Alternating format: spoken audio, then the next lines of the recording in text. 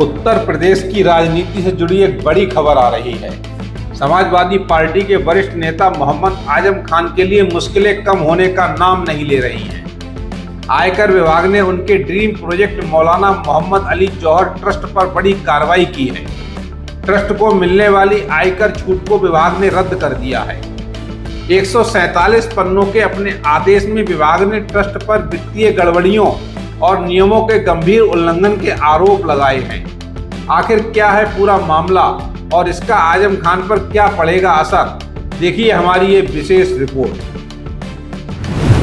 आयकर विभाग ने 23 जून 2026 को एक कड़ा आदेश जारी किया है। इसके तहत ट्रस्ट को आयकर अधिनियम की धारा 12A और 12AB के तहत मिलने वाली छूट को समाप्त कर दिया गया है। विभाग का कहना है कि सितंबर 2023 में हुई छापेमारी के बाद जो दस्तावेज मिले उनसे साफ है कि ट्रस्ट अपने घोषित उद्देश्यों से भटक गया है। आयकर विभाग की जांच में खुलासा हुआ है कि ट्रस्ट का संचालन पूरी तरह से आजम खान और उनके परिवार के इर्द गिर्द सिमटा हुआ था। जांच में दावा किया गया है कि ट्रस्ट में शामिल कई सदस्य केवल नाम मात्र के थे, जिन्हें वित्तीय लेनदेन या ट्रस्ट के वास्तविक कार्यों की कोई जानकारी ही नहीं थी। आदेश के मुताबिक जौहर यूनिवर्सिटी परिसर में बनी 59 इमारतों की कीमत 494 करोड़ रुपए से ज्यादा आंकी गई है। विभाग ने सवाल उठाया है कि आखिर इन भव्य निर्माणों के लिए पैसा कहां से आया। देखिए, इनकम टैक्स द्वारा आज मौलाना मोहम्मद अली जौहर के विरुद्ध एक आदेश पारित किया गया है, जो उनकी ट्रस्ट के, जिसमें ट्रस्ट की जो आयकर की अधिनियम की धारा 12A और 12AB के अंतर्गत जो मिली छूट थी उसको रद्द किया गया है।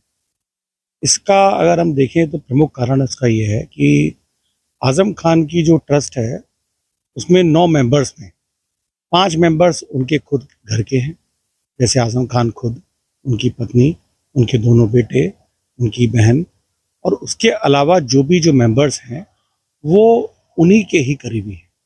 और पीछे अभी जो इनकम टैक्स की रेड हुई थी उसमें भी बहुत चीज़ें खुली थी, जैसे 59 जो बिल्डिंग्स हैं उनका कोई रिकॉर्ड नहीं है, पूरी तरीके से वो बिल्डिंग सरकारी है।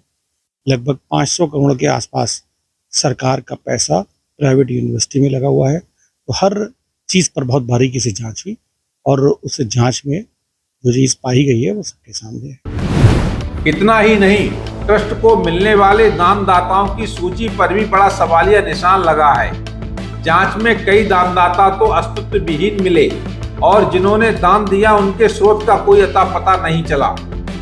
इस पूरे मामले की शिकायतकर्ता और रामपुर के भाजपा विधायक आकाश सक्सेना ने इसे सत्य की जीत बताया है। ये आमतौर पर जो 12A जो फायदा जो लिया जाता है ट्रस्टों के द्वारा, तो जो डोनेशन मिलता है उसमें आयकर की छूट मिलती है। तो चूंकि आजम खान ने ये पहले भी साबित हो चुका है कि आजम खान के द्वारा सरकार में रहते हुए बहुत बड़ी मात्रा में फर्जी तरीके से चंदे लिए गए और चंदे कैश देकर उनसे चेक्स लिए गए। उसमें से सैकड़ों व्यक्ति इस तरीके के भी हैं जिनके पास पैन कार्ड तक नहीं है। हर चीज़ की जांच हुई, हर चीज़ का जो डोनेशन उन्होंने जो गलत तरीके से जो डोनेशन ट्रस्ट में लिया है वो पूरी तरीके से फर्जी था। और उनके जो अगर बैंक्स की डिटेल की बात करें, तो चेक्स जो उन्होंने जो लगाए हैं वो सब पूरी तरीके से सारी डमी एंट्री आती है। तो जो निर्णय हुआ है वो अच्छा हुआ है।